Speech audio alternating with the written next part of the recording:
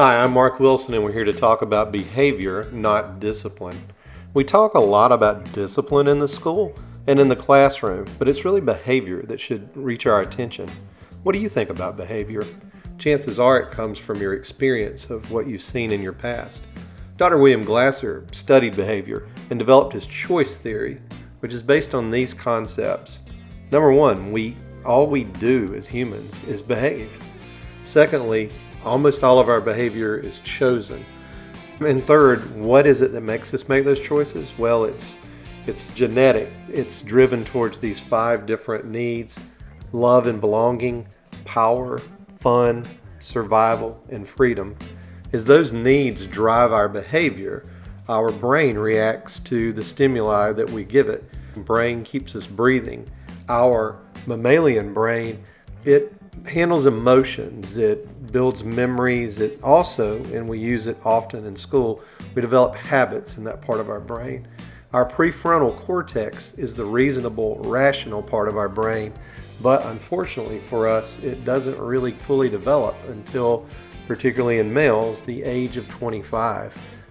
As our brain matures, much of our behavior can respond because we use our prefrontal cortex. We shut off that prefrontal cortex when we hit a flight, fight, or freeze mode, and that's when our emotions take us over. Many times we seek to get children to behave, or adolescents as well, and what we do is we actually drive them into an emotional state that changes their behavior. Now look, we have to have order in school.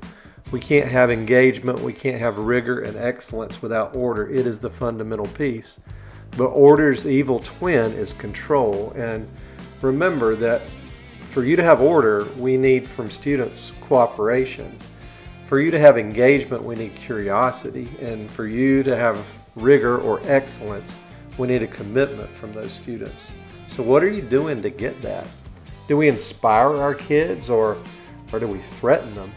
Much of what we do in schools is driven towards the old version of carrots and sticks. Author Daniel Pink talks about how carrots and sticks are so last century and says that now we need to upgrade to autonomy, mastery, and purpose, which the title of his book Drive says makes people move forward. Here's something to remember when you're teaching or doing anything. You can't make anyone do anything. It's up to them to decide whether they want what you're putting down. And until you begin to address those needs, it may not get you what you want. So here's the question. How might you as a classroom teacher or you as a school leader approach behavior differently to get the results that you want? Glasser's choice theory talks about habits that we have in our relationship with students. And when we support, we encourage, when we listen and accept, we trust and we respect, and that last part there, teachers, negotiate differences, that leads to better choices. Some of the things that may come to our minds to do to encourage behavior from students are really the worst things we can do. Criticize, blame, complain, nag, threaten, punish, and also bribe to or reward someone to control them. Those things just don't work. One of the best ways you can allow choices is with a program that Flippen and his group have put together called Capturing Kids' Hearts. It's based on a number of things, particularly a social contract, where instead of starting the school year with rules, you actually begin with a blank sheet of paper and your students develop a social contract around a set of questions like, how do you want to be treated by others? How do you want others to treat you? How do you want to be treated by the teacher? And well, how do you think your teacher wants to be treated by you? That social contract becomes a piece that is created by the entire group, students and teachers alike. And in creating that, the kids sign it and it becomes something that drives behavior because there was choice that was involved in that, and it continues to help people.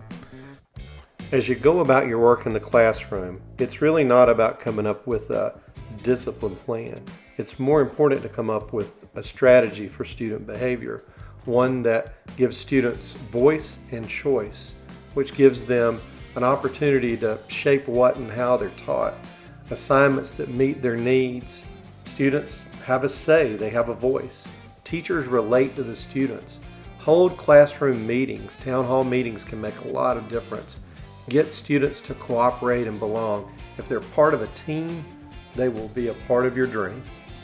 That's all for today, but if you want to study some more, we'd like to recommend for you, of course, Dr. Glasser's work, Choice Theory and Choice Theory in the Classroom. Also, Punished by Rewards by Alfie Kohn and The Classroom of Choice by Jonathan C. Irwin. We mentioned earlier Drive by Daniel Pink. Also, Daniel Kahneman's work, Thinking Fast and Slow. And finally, Linda Albert's Cooperative Discipline is a great guide, particularly for the new teacher. So in conclusion, remember, we are not thinking machines. We're feeling machines that think. Approach your students in that way. Hey, what stuck with you today? What's next? Think about that at the end of this learning experience. And hey, no matter what, don't stop believing. Thanks so much. We'll see you next time.